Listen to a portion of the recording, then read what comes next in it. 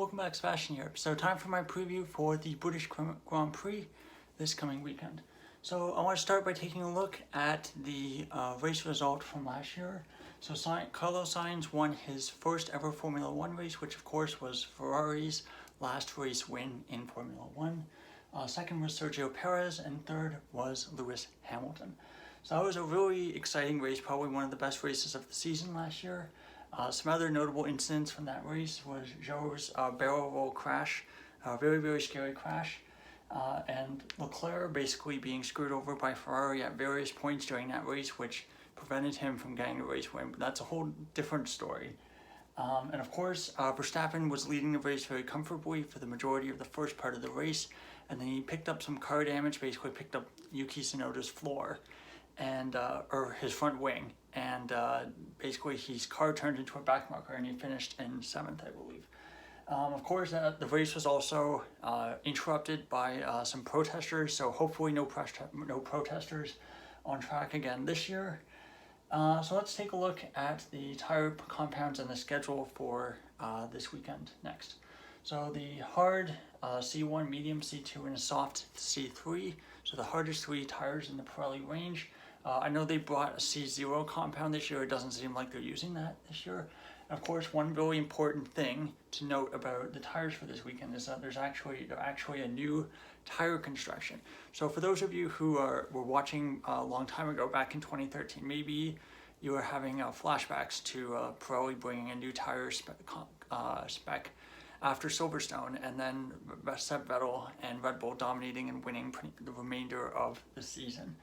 So it's possible that that happens, but we're honestly not really sure what the result of this new tire compound construction will do. I've read online that it apparently will give you more front end grip and give you a stronger front end. So that's exactly what the kind of stuff that Verstappen likes. So maybe he will benefit from it. We'll see this weekend. So the schedule for this weekend, it's a normal schedule, so no sprints or anything. So Friday, FP1, these are of course all local British time. FP1 Friday, 12:30 p.m. FP2, 4 p.m. local time.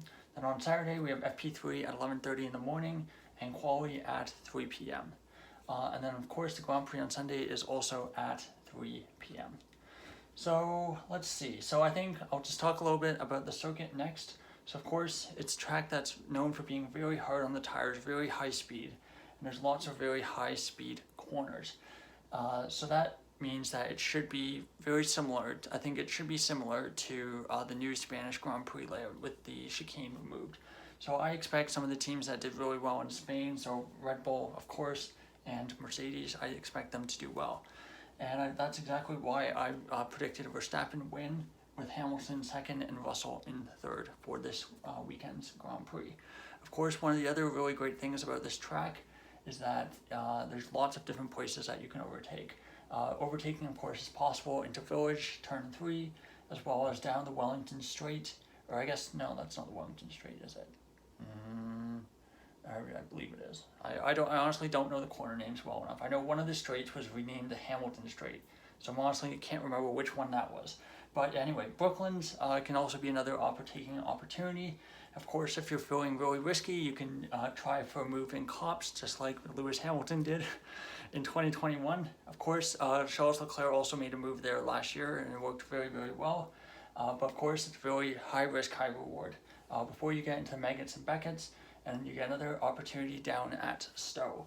Of course, you can get a move in the final part of the lap where you can make a move is on the Vale chicane, so that's also a very good spot as well. But of course, you do have to be careful, as there have been collisions there in the past. The one that comes to mind was Vettel taking out Verstappen in 2019. So I think it should be a good race. I'm really looking forward to it. It's one of my favorite races of the year. I do think Verstappen and Red Bull should be the heavy favorite going into this weekend. That being said, Verstappen has generally been very unlucky at this track. 2021 I don't need to go over.